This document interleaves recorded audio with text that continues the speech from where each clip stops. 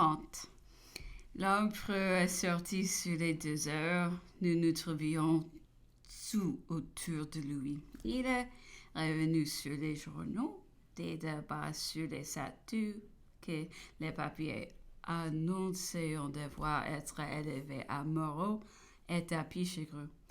À Moreau, disait-il, dont la conspiration de 1803 est aujourd'hui si bien prouvée. À Moreau, qui en 1814 est mort sous la bannière russe, à Pichegru, coupable d'un des plus grands crimes que l'on connaisse.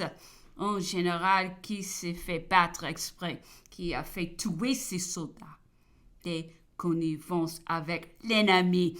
Et après tout, continuait-il, comme l'histoire n'est guère que ce que répétons les hommes, à force de répéter que ce sont des grands hommes qui ont bien mérité de leur pays, ils finiront par passer brutal. Et leurs adversaires ne seront plus que des misérables. On lui observait qu'il ne pouvait en être ainsi que dans le temps de ténèbres et d'ignorance. Qu'aujourd'hui, la quantité d'actes et de monuments publics, l'impression, la gravure et l'universalité de lumière feraient toujours ressortir la vérité pour ceux qui voudraient la connaître.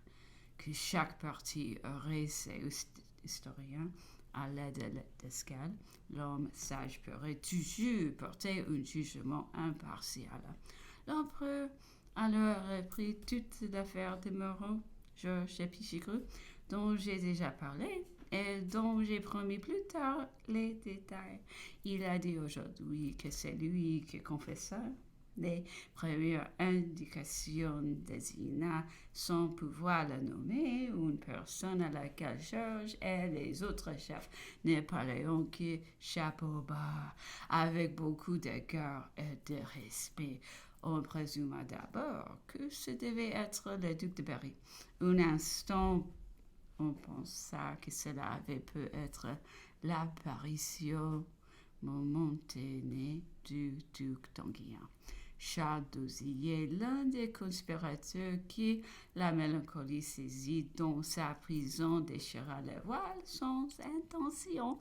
Il se pendit peu de jours après son arrestation. On accourut au bruit, on le délivra, mais la nature avait repris ses droits, gisant sur son grabat, et dans la crise qu'il venait d'éprouver, il révitait des imprécations contre Moreau, l'accusé d'avoir appelé traîtreusement un bon nombre d'honnêtes gens, de leur avoir promis une grande assistance et de ne voir personne. Il nommait aussi Georges et Pichegru. Ce feront les premiers soupçons qu'on eut contre Moreau, les premiers indices contre Pichegru. On n'avait pensé jusque-là ni à l'un ni à l'autre. Ce fut alors Kyrial qui était accouru à cette espèce de confession de meurtre de D'Auzillé, proposa au consul d'arrêter Moreau. La crise était des plus fortes, disait l'empereur. L'opinion publique fermentée.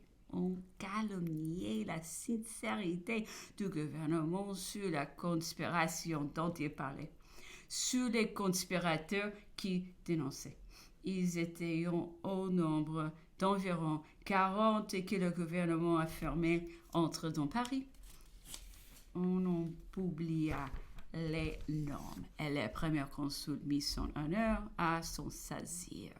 Il manda Bessières et commanda que sa garde entoura Paris et garda ses murailles.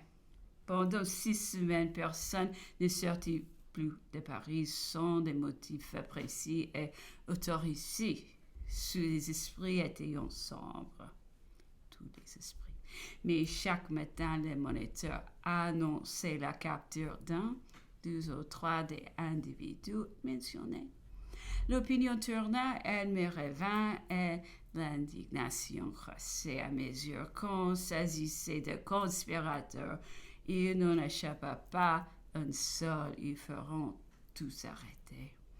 Les papiers du temps disons comment le feu Georges, qui ne se combat qu'après avoir tué 2 hommes.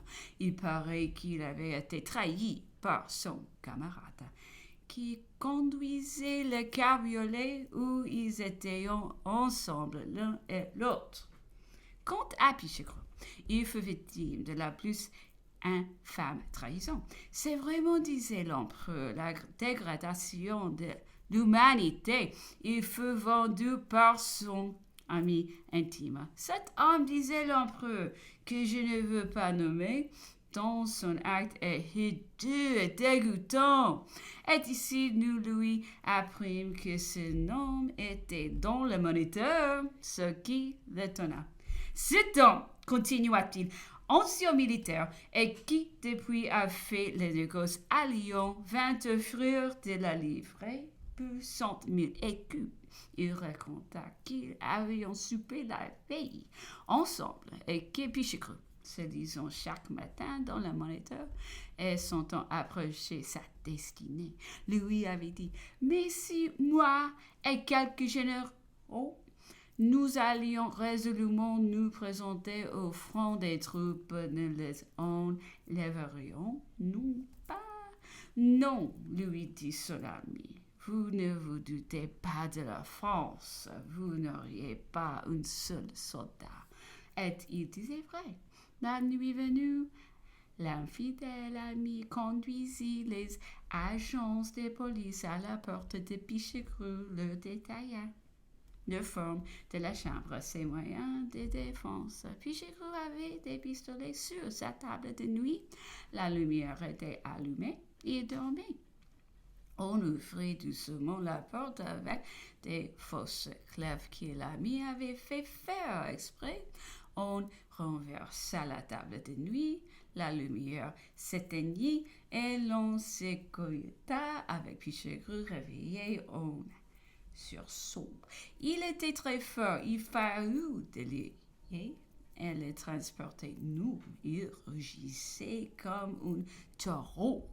Le premier consul arrivant au gouvernement avait eu à cœur d'apaiser les départements de l'Ouest. Il avait fait venir la plupart des chefs. Il en avait ému plusieurs et avait, dit-il, fait verser des larmes à quelques-uns au nom de la patrie et de la gloire. Georges eut son tour, l'empereur dit qu'il tâta toutes ses fibres, parcourut toutes les cordes. Ce fut enfin. Le clavier fut épuisé sans produire aucune vibration. Il le trouva constamment insensible à tout noble sentiment et froidement avide du pouvoir.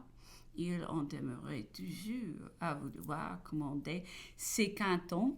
Les premiers consuls, après avoir épuisé toute conciliation, prit le langage du premier magistrat. Il le congédia en lui recommandant d'aller vivre chez lui tranquille et soumis de ne pas se méprendre, surtout à la nature de la démarche qu'il venait de faire en cet instant, de ne pas attribuer à faiblesse ce qui n'était que le résultat de sa modération et de sa grande force, qui se dit bien et répéta à tous les siens qu'étant que le premier consul tiendrait les rênes de l'autorité unie, aurait ni chance ni salut pour quiconque oserait conspirer. Georges s'en fut, et la suite a prouvé que ce n'était pas sans avoir puisé dans cette conférence quelque estime pour celui qui ne cessa de vouloir détruire. Moreau était le point d'attraction et de ralliement qui avait attiré la nuée de conspirateurs qui vint de Londres fondre sur Paris. Il paraît que la Jolie, son aide-de-camp, les avait trompés en leur parlant au nom de Moreau et en leur disant que ce général était sûr de toute la France et pouvait disposer de toute l'armée. Moreau ne cessa de leur dire à leur arrivée qu'il n'avait personne, pas même ses aides-de-camp, mais que si tuions le premier consul, il aurait tout le monde. Moreau, livré à lui-même, était un fort bon homme qui eût été facile de conduire. C'est ce qui explique ses irrégularités. Il sortait du palais tout enchanté. Il y revenait plein de fiel et d'amertume. C'est qu'il avait vu sa belle-mère et sa femme. Le premier consul qui eût été bien aise de le rallier à lui se recommanda une fois à fond. Cela ne dura que 4 jours. Le consul jura alors de n'y plus revenir. En effet, depuis on essaya maintes fois de le reprocher. Napoléon ne le voulut pas. Il prédit que Moreau ferait des fautes, qu'il se perdrait, et certes, il ne le pouvait d'une manière plus avantageuse au premier consul. À Wittenberg, quelques jours avant la bataille de Leipzig, on intercepta des chariots et des effets dans lesquels étaient les papiers de Moreau qu'on renvoyait à sa veuve en Angleterre. L'une de ces lettres était de Madame Moreau elle-même, qui avait écrit à son mari de laisser là ses hésitations sont insignifiantes habituelles et de savoir prendre hardiment parti, de faire triompher le légitime celui des Bourbons. Moreau répondait à cela peu de jours avant sa mort que le laissa tranquille avec ses chemins. Me voilà bien reproché de la France, lui m'a-t-il. Bien à même de prendre de bonnes informations. Eh bien, on m'a fait tenir dans une véritable guipier.